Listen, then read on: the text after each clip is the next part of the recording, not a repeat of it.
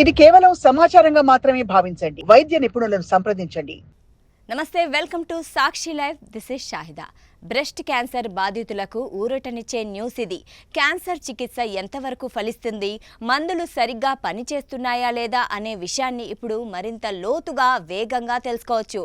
Tissue biopsy కంటే నొప్పి లేకుండా బ్లడ్ టెస్ట్ ద్వారానే లిక్విడ్ బయాప్సీ చేయవచ్చని, తద్వారా వేగంగా ఫలితాలను పొందవచ్చని తాజా పరిశోధనలు వెల్లడిస్తున్నాయి.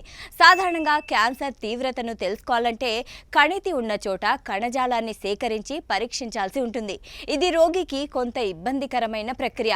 అయితే లిక్విడ్ బయాప్సీ ద్వారా కేవలం కొద్దిపాటి రక్తాన్ని సేకరించి అందులో ప్రవహించే క్యాన్సర్ కణాల డిఎన్ఏను విశ్లేషిస్తారు. కీమోథెరపీ లేదా ఇతర టార్గెటెడ్ థెరపీలు ప్రారంభించిన కేవలం 4 వారాల్లోనే అవి ఎంతవరకు పనిచేస్తాయో ఈ పరీక్ష ద్వారా గుర్తించవచ్చు.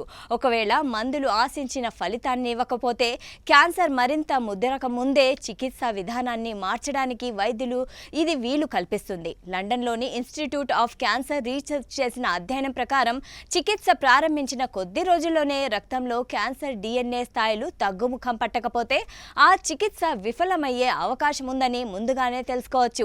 తద్వారా సమయం వృధా కాకుండా రోగికి ప్రత్యామ్నాయ మందులను అందించవచ్చు. ఇది రోగి జీవన కాలాన్ని గణనీయంగా పెంచుతుందని నిపుణులు చెబుతున్నారు.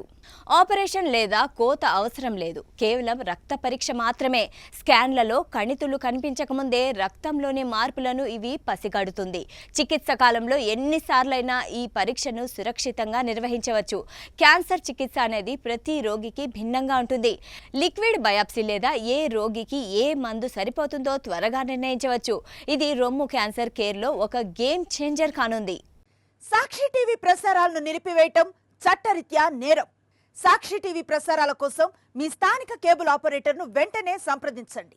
డిటిహెచ్లో, ఇంటర్నెట్లో కూడా సాక్షి టీవీ ప్రసారాలను వీక్షించవచ్చు.